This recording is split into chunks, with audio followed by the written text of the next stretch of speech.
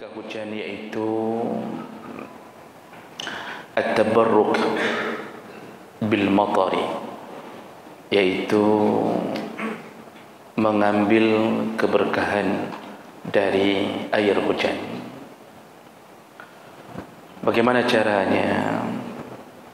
Disunnahkan untuk mandi ketika awal turunnya hujan. Mandi dengan air hujan tentunya, ya, bukan mandi langkah mano. Disunnahkan untuk mandi dengan air hujan ketika awal turunnya hujan. Ya. Dan di sini dilakukan berdasarkan amalan Nabi sallallahu alaihi wasallam. Dan dalam air hujan itu ada keberkahan. Dalam beberapa ayat Allah sebutkan, di antaranya surat Qaf ayat 9, Allah mengatakan, "Wa nazzalna minas samaa'i maa'an mubarakan fa ambatna bihi jannatin wa habbal hasid." Kata Allah, kami turunkan dari langit air hujan mubarakan, yaitu yang diberkahi. Jadi dalam air hujan itu ada keberkahan yang datang dari Allah. Lalu kami tumbuhkan berbagai macam kebun dan biji-bijian yang siap untuk dipanen. Jadi air hujan ini turun untuk memuliakan makhluk Allah. Namun ada hadis yang menyebutkan ketika hamba Allah yang bernama anak Adam tidak lagi mau membayar zakat hartanya atau zakat fitrahnya, maka di saat itu salah satu daripada azab Allah, Allah tahan air hujan. Namun kenapa ketika orang banyak tidak bayar zakat, hujan tetap turun? Nabi sambung dalam hadis itu, kalau bukan laulal bahimah, kalau bukan karena sayang Allah kepada binatang ternak, sungguh sama sekali Allah tidak turunkan hujan lagi. Jadi rupanya ketika hamba bermaksiat, tidak lagi mau membayar kewajibannya kepada Allah, padahal bukan untuk membahagiakan Allah, Allah hanya ingin tahu hamba taat atau tidak dalam zakat, tidak mau dibayar. Maka di saat itu hujan yang turun bukan untuk anak Adam, tapi untuk binatang ternaknya, untuk binatang-binatang yang ada di tengah-tengah hutan, di lembah-lembah. Kalau bukan karena mereka, sungguh tidak akan turun hujan. Makanya kita perlu berterima kasih kepada lembu, kambing, baik gaduh dah pegah ke lemur kah lagi lemur ke. Jadi jangan kita caci lembu, kita caci kambing, karena mereka lah masih turun hujan di saat orang sudah tidak mau lagi bayar zakat. Nah, jadi jemaah belaka Allah Subhanahu wa taala, hujan itu Allah turunkan untuk memuliakan seluruh makhluknya. Ya, dalam hadis, dalam hadis Nabi sallallahu alaihi wasallam, ketika turunnya hujan, ternyata diamalkan langsung oleh Nabi sallallahu alaihi wasallam, bahawa Rasulullah pun menyingkapkan bajunya. Beliau buka bajunya yang selain daripada auratnya, artinya beliau buka bahagian atas, lalu beliau berbasah-basahan dengan air hujan. Dan ini ada beberapa hadis yang disebutkan mengenai perkara ini.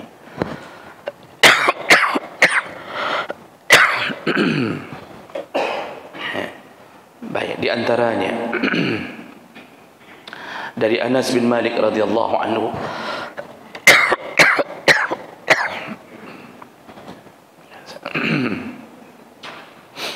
dari Anas bin Malik radhiyallahu anhu qala, asabna wa nahnu ma'a Rasulillah sallallahu alaihi wasallam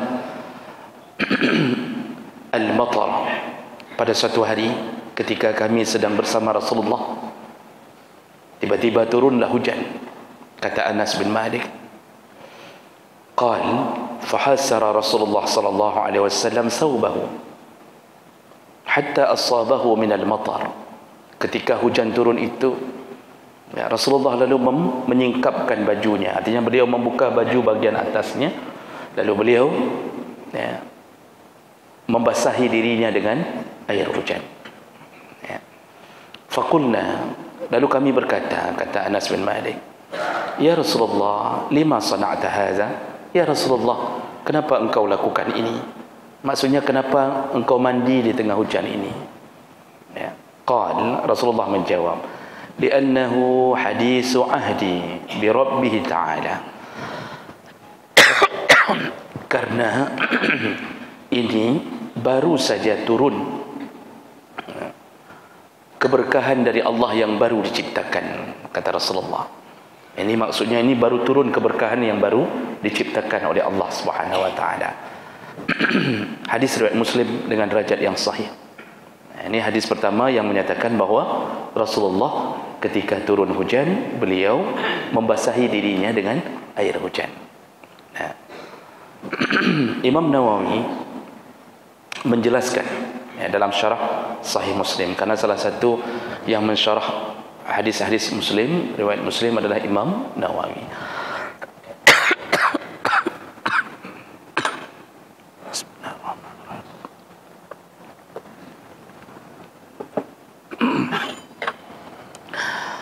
Apa kata Imam Nawawi rahimahullah? Imam Nawawi salah satu ulama besar dari mazhab Syafi'i, bahkan menjadi ikon atau lambangnya mazhab Syafi'i. Menjelaskan hadis tadi, kata Imam Nawawi bahawa maknahu husira, begitu disebutkan husira, Rasulullah tadi kalimatnya membuka bajunya, itu maknahu adalah kasyafa ba'da badanihi, ya, li ghairi auratihi. Beliau memang membuka pakaiannya tapi tidak menampakkan auratnya. Kalau kita orang lelaki kan biasa, Pak. Kadang-kadang kita buka baju. Rasulullah ini tentu melihat-lihat sahabat. Tentu sahabat yang terdekat. Jadi bukan begitu saja menampakkan tubuhnya. Tapi Rasulullah dengan sahabat terdekat, dalam banyak riwayat, beliau memang begitu. Ya. Makanya hadis Aisyah menyebutkan ketika ayahnya Aisyah masuk ke rumah, Rasulullah sedang berbaring, bajunya tersingkap, hana tak apa pakai baju. Dia langsung berbaring bicara dengan Abu Bakar dan beliau tidak membereskan bajunya. Kata Aisyah, ketika Umar bin Khattab masuk ke dalam rumah Rasulullah, Rasulullah pun berbicara sambil berbaring dan bajunya juga tersingkap. Beliau juga tidak merasa risih, karena itu dua sahabatnya yang terbaik. Ketika Utsman datang, baru assalamualaikum, langsung Rasulullah bangkit dari pembaringan, dia pakai bajunya, ya, dengan lengkap, lalu baru Utsman disuruh masuk. Aisyah bertanya, ya Rasulullah, ketika ayahku datang, Umar bin Khattab datang, engkau pun biasa saja, ya. Tapi ketika Utsman datang, kenapa engkau tiba-tiba berubah, pakai baju lengkap, baru disuruh masuk? Kata Rasulullah, Utsman ini orangnya pemalu sekali, kata Rasulullah. Kalau aku tidak memakai bajuku dengan lengkap, dia tidak berani untuk masuk. Jadi kita ini kalau mau buka baju, lihat-lihat orang, baik tak puhah baju lagi preman di pasar, itu sudah tidak ada akal. Karena membuka baju walaupun tidak nampak aurat, tapi menunjukkan muru'ah, menunjukkan kemuliaan kita. Orang yang sering buka baju, main bola buka baju, main pingpong buka baju, apa saja, itu tidak ada muru'ahnya. Maka kejadian bersama Rasulullah ini tentu di hadapan sahabat yang akrab saja. Nah, kemudian Imam Nawawi menjelaskan, ketika Rasulullah menyebutkan ini adalah keberkahan yang baru Allah ciptakan, yang turun dari langit, itu maknanya, kata Imam Nawawi, annal matara rahmatun. Maknanya hujan itu adalah rahman, wa hiya qaribatul ahdi bi khalqillah ta'ala fayatabarrak biha. Dan itu baru saja Allah turunkan rahmat itu ke muka bumi. Jadi maksud bahasa Nabi, ini baru diciptakan oleh Allah, bukan baru diciptakan hujan, tetapi ini baru diturunkan rahmat oleh Allah kepada kita. Jadi bahasa Nabi mengatakan ini rahmat Allah datang untuk kita. Maka langsung Rasulullah mandi berbasah-basahan dengan hujan tersebut untuk mengambil keberkahan dari rahmat itu. Wa fi hadzal hadis dalilun liqauli ashabina annahu yustahabbu inda awwal al-matar ay yakshifa ghaira auratihi liyanal al-matar.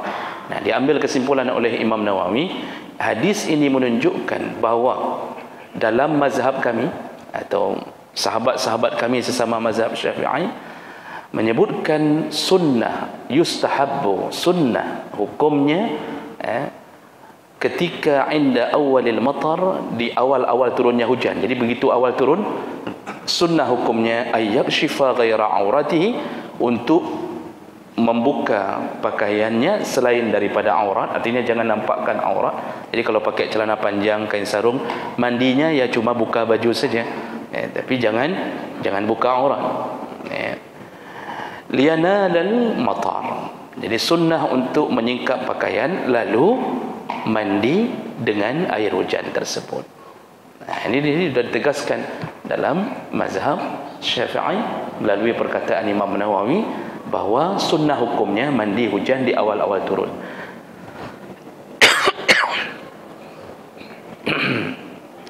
Dan Ibnu Qudamah dalam mazhab Hambali pun menyetujui untuk mengatakan bahawa sunnah hukumnya mandi hujan di awal turun. Imam Al-Qurtubi dari mazhab Malik juga mengatakan hal yang sama. Jadi Imam Qurtubi menjelaskan, Imam Qurtubi selain mensyarah kitab Al-Mufhim lima ashkala min talkhis Sahih Muslim, jadi beliau termasuk yang mensyarahnya. Juga ada tafsir yang terkenal, iaitu tafsir Jami' lil Ahkam, itu punya Imam Qurtubi atau lebih dikenal dengan Imam Qurtubi, tafsir Qurtubi. Beliau mengatakan, saya bacakan terjemahannya Pak, biar cepat dapat maknanya. Beliau mengatakan praktek dari Nabi SAW ini menunjukkan beliau mengambil keberkahan dengan hujan dan menjadikannya sebagai obat. Karena Allah menyebutkan hujan dengan rahmat, Allah juga menyebutkan dengan kalimat keberkahan, mubarakah. Juga Allah menyebutkan at-tahur, Allah menyebutkan dengan kalimat tahuran. Air hujan itu bisa dijadikan sebagai alat untuk bersuci. Oleh karena itu disunnahkan untuk mandi di awal terjadinya hujan. Pernah juga dalam hadis yang lain dari Anas bin Malik juga menceritakan, ketika beliau sedang khutbah, ketika Rasulullah sedang khutbah, tiba-tiba turunlah hujan dan beliau summa lam yanzil ala an mimbarihi, beliau tidak turun dari mimbar. Kata Anas bin Malik, Rasulullah sedang khutbah di atas mimbar, beliau tidak turun dari mimbar. Hatta ra'aitul matar yatahazar ala lihiyati, dan aku melihat, kata Anas, Rasulullah menahan hujan di tubuhnya padahal sedang khutbah ni. Beliau tidak turun, tidak berusaha menghindar. Jadi dengan langsung pakaian khutbahnya turun hujan sampai kami melihat, atau aku melihat, kata Anas bin Malik, basah jenggotnya karena hujan, di awal turunnya hujan. Dulu Masjid Nabi kan Bapak, itu kan tidak ada plafon seperti begini, dan juga tidak ada kubah pada waktu itu. Masjid dibuat dari pelepah-pelepah kurma, batang-batang kurma. Bahkan mimbarnya Nabi pertama itu tidak ada. Nabi kalau khutbah itu menyandarkan tubuhnya di sebatang pohon kurma yang hidup di dalam masjid. Jadi dibiarkan hidup dalam masjid, menyandarkan diri. Sampai seorang perempuan dari kaum Ansar mengatakan ke Nabi, ya Rasulullah, anakku seorang pengrajin kayu, pintar membuat hal-hal dari kayu. bolehkah engkau izinkan aku membuat mimbar untukmu agar engkau bisa berkhutbah di atas mimbar? Kata Rasulullah, silakan. Akhirnya dibuatlah oleh anak ibu ini. Disitulah baru disediakan mimbar dengan 3 anak tangga, ya, 3 anak tangga. Makanya Rasulullah dalam hadis sebutkan beliau pernah mengucapkan amin dari doanya malaikat, amin, amin, amin 3 kali. Itu 3 anak tangga. Itu khutbah mimbar Rasulullah. Semenjak dibuatkan mimbar itu, punggung beliau, tubuh beliau belakang tidak lagi disandarkan pohon kurma. Pertama sekali beliau khutbah di atas mimbar, terdengarlah suara tangisan seperti tangisan bayi yang merengek-rengek. Sahabat bingung siapa yang menangis. Kalau kita hari ini nggak bingung karena ada suara HP, Pak. Kita paling cari HP yang masuk. Ini HP siapa bersuara? Dulu sahabat bingung, di tengah khutbah Rasulullah ada suara tangisan. Dicari tidak tahu. Lalu Rasulullah turun dari mimbar dan beliau mengusap apa?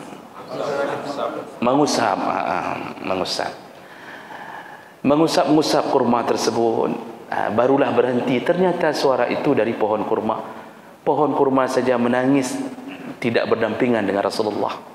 Seharusnya kita lebih kuat tangisan kita ketika kita melawan semua amal dari Rasulullah sallallahu alaihi wasallam. Benda saja, makhluk, pohon tidak dekat dengan Rasulullah menangis. Itu hadis sahih, Pak. Jadi jemaah melakukan Allah, suasana masjid atasnya tidak ada plafon. Jadi hanya ditaruh pelepah-pelepah kurma dengan daun-daun, bocor ke dalam kalau hujan. Di situ dilihat oleh sahabat, Rasulullah tidak turun dari mimbar, langsung mandi dengan air hujan tersebut.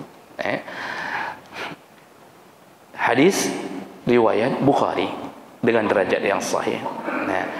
Kemudian Ibnu Hajar menjelaskan. Jadi kalau yang mensyarah Sahih Bukhari salah satunya adalah Ibnu Hajar Al-Asqalani. Beliau menjelaskan, saya bacakan terjemahnya, bahawa tindakan Nabi SAW menghujankan diri beliau itu adalah suatu kesengajaan, kata Ibnu Hajar, dan bukan kebetulan.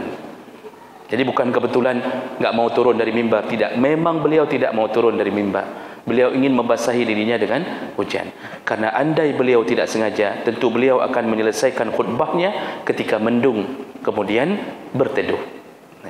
Namun beliau terus melanjutkan khutbahnya sampai hujan turun dan membasahi jenggot beliau. Ini keterangan dari Ibnu Hajar Al-Asqalani ketika mensyarah Sahih Bukhari dalam kitab Fathul Bari. Jadi ini perbuatan ini diikuti oleh sahabat. Semenjak tahu Rasulullah kalau sudah mulai hujan pertama, beliau mandi, membasahi diri. Mandi itu tidak mesti mandi besar, artinya tidak mesti berlama-lama. Yang penting basah diri di waktu hujan. Tapi lihat-lihat kondisi di mana kita. Jangan ketika sedang mengajar kita keluar pas hujan, mandi lalu masuk lagi. Ibu guru sudah basah-basah, bapak guru sudah basah sambil mengajar, lalu bilang ke anak-anak, ini sunnah nak, sunnah. Ini betul sunnah, tapi jangan bangai begitulah. Lihat-lihat kondisi kapan harus mandi. Jadi ketika sedang di rumah, awal turun hujan, di belakang rumah, mandilah dengan air hujan. Dan dari bahasa-bahasa sahabat tadi, itu lebih utama jangan terhalang dengan jembatan lain. Jadi langsung air hujan yang turun. Jangan turun dulu ke atas loteng kalau bisa, karena sudah bercampur dengan tai tikus, tai burung ini. Jadi langsung turun, langsung dengan air hujan dari langit. Sahabat melanjutkan, makanya datang riwayat yang menyebutkan ternyata berhujan-hujanan ketika di awal hujan itu disambung oleh beberapa sahabat. Di antaranya Ali bin Abi Thalib radhiyallahu anhu, itu juga melakukan hal yang sama. Lalu Ibnu Abbas juga melakukan hal yang sama. Jadi jemaah melakukan Allah Subhanahu wa taala, banyak sekali keterangan yang menyebutkan tentang sunnah, hukumnya untuk mandi atau membasahi diri di awal turunnya hujan. Ini mungkin yang belum pernah mendengar selama ini, karena ada yang mengatakan bahwa jangan mandi, untuk sakit, kan begitu yang kita dengar banyak. Jangan mandi nak, jangan mandi nanti sakit. Mungkin bisa jadi sakit kalau kita ragu-ragu terhadap amal ini. Tapi setelah kita tahu tidak mungkin amal Rasulullah menjadikan seseorang dari umatnya akan mendapatkan mudarat, tidak mungkin. Oh, kalau sakit itu mungkin salah cara mandi, mungkin kita mandi hanya setetes dua tetes, maka kan dia tidak basah. Makanya praktek Rasulullah tadi basah. Yang sakit-sakit itu yang mandi tanggung, Pak. Maka jangan tanggung-tanggung, basahkan diri, jangan tanggung-tanggung untuk mandi. Walaupun yang sedang sakit jangan mandi, yang sedang sakit jangan mandi untuk medalih keujian, padahal memang sedang sakit. Jadi jemaah belaka Allah Subhanahu Wa Taala, begitulah salah satu daripada adab ketika turunnya hujan, disunnahkan untuk mandi. Namun ingat, ini sunnah bukan wajib. Tidak mandi pun tidak mengapa. Jadi jangan sampai kita memarahi isteri anak mandi. Dia menyuruh anak mana kupuh terus. Mana. Ini sunnah, Pak. Jangan sampai ribut rumah tangga gara-gara urusan-urusan yang seperti ini. Mau mandi bagus. Dan ini apakah diulang-ulang? Diulang-ulang. Setiap kali hujan diulang, besok hujan ulang. Baik.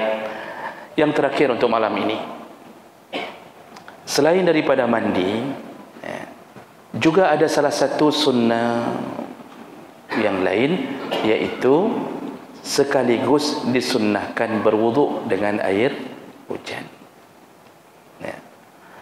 Dan ini berdasarkan hadis dari Imam Al-Baihaqi, juga dikeluarkan oleh Imam Nawawi dalam kitab Al-Khulasah, lalu Ibnu Katsir dalam kitab Irsyadul Faqih, dalam kitab Tuhfah disebutkan salah satu hadis Nabi dari Yazid bin Al-Hadi, yaitu apabila datang hujan yang mengalir deras, Nabi SAW mengatakan, ukhruju bina ila hadha alladhi ja'alahu Allahu tahuran.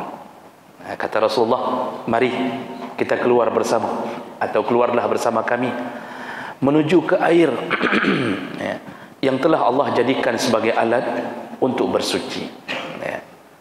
Wa nahmadullah alaihi, mohon maaf, fanatatahhar minhu, maka mari kita berwuduk dengannya, kata Rasulullah. Lalu wa nahmadullah alaihi, kita puji Allah di atas hujan yang turun ini. Dan ini juga disetujui oleh banyak ulama tanpa khilaf. Salah satu sunnah ketika hujan adalah berwuduk dengan air hujan. Dan ini tujuannya sama, yaitu mengambil rahmat yang turun dari Allah Subhanahu Wa Taala. Nah, jemaah melakukan Allah Subhanahu Wa Taala, begitulah seorang mukmin, seorang muslim mengikuti nabinya pada perkara-perkara yang telah dijamin bahawa di situ ada rahmat yang turun dari Allah Subhanahu Wa Taala. Jadi jangan ada keraguan terhadap nabi kita. Apalagi hadis-hadis tentang masalah ini tadi, itu semuanya hadis-hadis yang kuat. Hadis riwayat Muslim, hadis riwayat Bukhari. Jadi jangan ada sampai apa ini. Beragama itu kadang-kadang disuruh berfikir, bertadabbur, tapi ada kalanya tidak perlu berfikir, cukup taat. Cukup taat. Makanya dulu sahabat ketika mendengarkan wahyu-wahyu turun, mereka hanya mengatakan sami'na wa ata'na, kami dengar, kami taat. Mereka tidak memikirkan hikmah, tidak pikir hikmah. Jadi enggak perlu mencari hikmah kenapa diharamkan babi. Itu nanti urusan kedua. Taat dulu, karena yang datang dari Allah, datang dari Nabi, pasti kebenarannya. Agama yang datang dari Allah, dibawakan oleh Nabi, pasti kebenarannya. Tidak ada agama yang lebih benar daripada agama Islam. Jadi kalau kita sudah yakin bahawa kalam Allah itu benar, maka semua yang Allah katakan wajib benar. Allah yang mengatakan, wa may yabtaghi ghairal islami dina fala yuqbala minhu, yang mencari agama selain daripada Islam tidak akan diterima oleh Allah sama sekali. Dalam ayat lain, innad dina indallahi al-islam, agama yang terbenar hanya Islam, hanya Islam. Makanya oleh kerana itu, sekaligus kita ingin mengingatkan kembali, menjelang malam tahun baru ini, jangan buat keraguan-raguan dalam hati kita seakan-akan ada agama lain yang lebih benar, atau paling kurang ada agama yang juga benar. Jangan buat keraguan dalam hati kita seakan-akan ada agama yang juga benar. Tidak ada, Pak. Itu sifat dan sikap pluralisme menyatakan semua agama benar, itu sesat. Dipastikan sesat.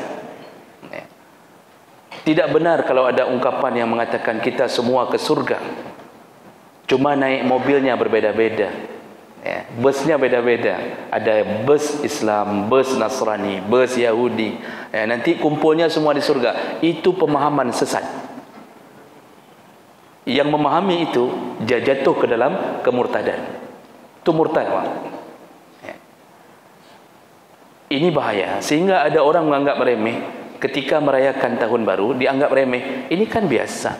Padahal perlu kita tahu, slogan yang disebutkan di dalam agama Nasrani ketika tahun baru itu satu paket antara Natal dan tahun baru. Maka kalimatnya selalu Happy New Year dan Happy Christmas. Satu paket, dua acara, satu paket. Di 25 Desember cuma dilakukan misa, tapi peringatan besar-besarannya di tahun baru. Datang kita lani apa bahasa Indonesia haji? Kita ini kebablasan, tidak tahu mana aturan. Kita pun ikut-ikutan. Maka muncullah hari ini yang seakan-akan merasa aman dengan mengucapkan selamat Natal. Ada yang sudah menyebarkan di WA bahwa kepada saudaranya dia ucapkan selamat tahun baru. Ada yang lebih bodoh lagi, bersalawat di dalam gereja menyambut tahun baru untuk menunjukkan toleransi. Ini bodoh, betul-betul bodoh. Pertama, bodoh dari sisi agama sendiri. Yang kedua, bodoh dari sisi agama yang lain. Apakah dia fikir orang-orang Nasrani senang orang bersalawat di gereja? Coba pikir dulu. Dengan akal sehat, apakah orang Nasrani senang ada orang Islam datang bersalawat di dalam gerejanya? Sama seperti kita izinkan orang Nasrani untuk menyanyikan lagu-lagu gereja di dalam masjid kita. Apakah kita fikir orang Islam senang? Tidak. Yang Nasrani pun tidak senang orang Islam menyanyikan salawat di dalam gereja. Karena pada dasarnya mereka tidak mengakui Muhammad sebagai Nabi. Nabi itu sekaligus Isa mereka akui, tapi sekaligus anak Tuhan. Jadi ini yang perlu kita fahami. Jangan buat acara apa-apa di malam tahun baru. Yang bakar ikan, kenapa harus malam tahun baru? Bakar aja nanti malam langsung. Jangan khususkan seakan-akan ada peringatan khusus. Dan tidak perlu ada acara yang dibuat secara Islami seakan-akan memperingati tahun baru itu ada suruhan untuk ada zikir khusus, tidak perlu. Berarti kita ada sesuatu yang kita ingin besarkan. Santai saja, lewati malam itu seperti malam biasa. Tidur saja jam 9, tidak perlu tunggu jam 00, Pak. Ini ada yang tunggu jam 00 ini. Sudah siap-siap, anak-anak remaja ada yang sudah siap-siap kumpul di mana, bakar ikan, tunggu jam 00. Begitu jam 00 lepaskan mercun. Ini perlu difahami, itu bukan hanya sekedar tahun baru, itu ada sangkut paut dengan kepercayaan, yaitu merayakan hari kelahiran Tuhan Yesus. Kan itu yang ceritanya sekarang. Jadi jemaah belaka Allah Subhanahu wa taala, kita bicara tentang sunnah mandi waktu hujan dan berwudu. Tadi itu iklan yang perlu kita tahu. Baik, kira-kira begitu. InsyaAllah masih ada satu lagi pertemuan untuk menyelesaikan pembahasan adab seputar masalah hujan. Baik, Ustaz.